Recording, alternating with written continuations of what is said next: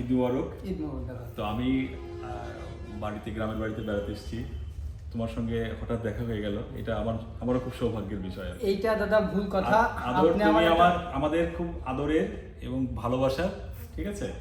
তো তোমার সঙ্গে দেখা হওয়াটা খুবই জরুরি ছিল, ভীষণ ভালো লাগলো আর কি। হ্যাঁ দাদা, এটা খুবই আমার খুবই ভালো লাগছে যে আপনার মানে এত সুন্দর একটা গুণী শিল্পীর পাশে আমি আসছি। আমি একটা ছোট্ট মানুষ।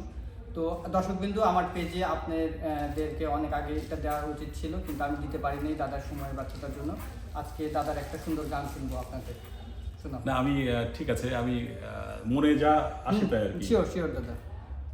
এই হৃদয় চিরে যদি দেখানো যেত আমি যে তোমার, তুমি মানতে, সে কথা তুমি যদি জানতে, কত যে তোমাকে বেসেছি ভালো, সে কথা তুমি যদি জানতে। ধন্যবাদ। শুনলেন আমার প্রিয় শিল্পী, আমার প্রিয় দাদার গান।